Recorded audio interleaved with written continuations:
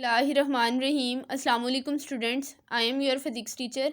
आज का lecture start करने से पहले एक अच्छी बात, नबी पाक सल्लल्लाहु अलैहि वसल्लम ने इरशाद फरमाया, मोमिन की मिसाल शहद की मक्खी की तरह है जो फूल जैसी पाकीज़ा चीज़ खाती है, शहद जैसी पाकीज़ा चीज़ निकालती है और जब वो किसी चीज़ पर बैठती है तो ना इसे तोड़ती है ना ख़राब करती है। डियर स्टूडेंट्स, हम अपनी फिजिक्स बुक में यूनिट नंबर 3 डायनेमिक्स को स्टडी कर रहे हैं और हमारा टॉपिक ऑफ डिस्कशन है फ्रिक्शन। अपने लास्ट टॉपिक में हमने फ्रिक्शन से रिलेटेड कुछ बेसिक्स को डिस्कस किया था। हमने डिस्कस किया था कि मैटर की 4 states means solid, liquid, gas and plasma, सब में फ्रिक्शन पाई जाती है और हमने सॉलिड में फ्रिक्शन को इफ़ेक्ट करने वाले कुछ फैक्टर्स के बारे में पढ़ा था। आज हम फ्रिक्शन से रिलेटेड एक और क्वेश्चन कह लें या एक पॉइंट कह लें, उसको क्लियर करने की कोशिश करेंगे।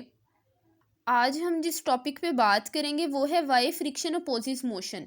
फ्रिक्शन जो है वो मोशन को अपोज क्यों करता है, ये बात आज हम डिस्कस करेंगे। आपको पता है कि कोई सरफेस जो है वो परफेक्टली स्मूथ नहीं होती। कोई भी सरफेस जो है वो आइडियली परफेक्टली स्मूथ नहीं होती। कोई सरफेस भी आइडियल स्मूथ नहीं हो सकती।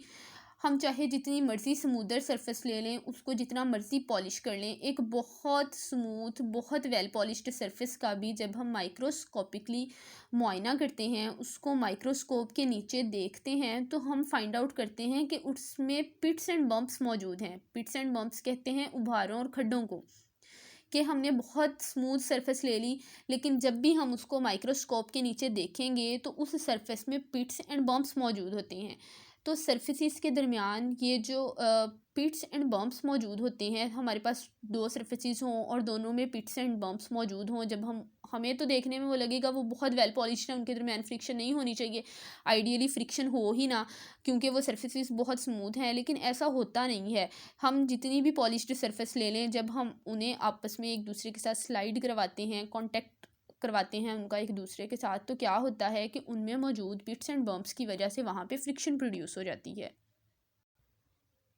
सपोज करें कि हमारे पास 2 वुडन ब्लॉक्स हैं, एक ये है और दूसरा ये है। ये दोनों वुडन ब्लॉक्स जो हैं ये बहुत वेल पॉलिश्ड हैं, बहुत स्मूथ हैं, बहुत ज़्यादा वेल पॉलिश्ड हैं। अब अगर हम इन दोनों वुडन ब्लॉक्स को एक दूसरे के ऊपर रखें और इसको इस पे स्लाइड करवाएं, तो आप देखें कि ये सारी जगह यहाँ से लेके यहाँ तक, ये वो सारी जगह है जहाँ पे ये दोनों ब्लॉक्स एक दूसरे के साथ कांटेक्ट में हैं। अब अगर हम इस सारी जगह में से किसी भी पॉइंट को लेके, किसी भी पॉइंट पे अगर हम इस सारी जगह को माइक्रोस्कोप के अंदर देखें, किसी भी पॉइंट को माइक्रोस्कोप के अंदर देखें, तो हम क्या देखेंगे, हम देखेंगे कि इन सरफेसिस के दरमियान जो है, जो इस सरफेस में भी जाहिर है कुछ ना कुछ पिट्स एंड बम्प्स मौजूद हैं और इस सरफेस में भी कुछ ना कुछ पिट्स एंड बम्प मौजूद हैं। तो इसके पिट्स एंड बम्प्स और इसके पिट्स एंड बम्प्स, जो कि माइक्रोस्कोपिकली थोड़ा बड़ा करके आपकी बुक पे दिखाया गया है यहाँ पे, तो दोनों में, इसमें भी पिट्स एंड बम्प्स मौजूद हैं, इसमें भी पिट्स एंड बम्प्स मौजूद हैं। तो वो पॉइंट्स जहाँ पे कॉन्टेक्ट पॉइंट्स, जहाँ पे दोनों सरफेसिस आपस में मिलती हैं, जैसे देखें इसके पिट्स एंड बम्प्स और इसके पिट्स एंड बम्प्स मौजूद हैं, ये ऊपर वाले इसके हैं, नीचे वाले इसके हैं, लेकिन ये पॉइंट जहाँ पे दोनों मिली हुई हैं और ये पॉइंट जहाँ पे दोनों सरफेसिस मिली हुई हैं, तो वो कॉन्टेक्ट पॉइंट्स जहाँ पे दोनों सरफेसिस एक दूसरे के साथ मिलती हैं, तो वहाँ पे कोल्ड वेल्ड्स बन जाते हैं। ये कोल्ड वेल्ड्स जो हैं ये दोनों सरफेसिस की स्लाइडिंग में प्रॉब्लम क्रिएट करते हैं, उनकी स्लाइडिंग में रेजिस्टेंस प्रोड्यूस करते हैं।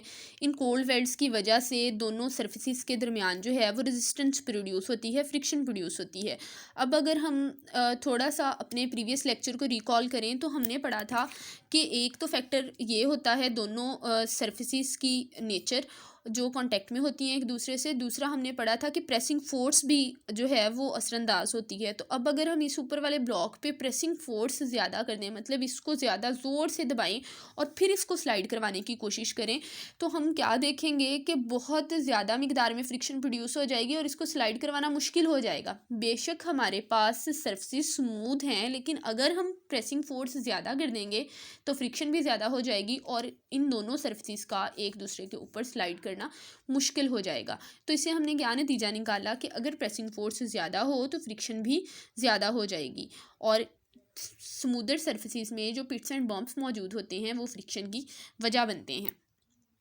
बेटा आपकी बुक पे पेज नंबर 72 पे के लास्ट पे ये पॉइंट जो है, यहाँ से वाई फ्रिक्शन अपोजिट मोशन, यहाँ से लेके पेज नंबर 73 पे यहाँ तक जो है सारा पॉइंट गिवन है, इंक्लूडिंग दिस डायाग्राम। आपने इसको बहुत अच्छे से अंडरस्टैंड कर लेना है और इसको लर्न करना है। थैंक यू, अल्लाह हाफिज़।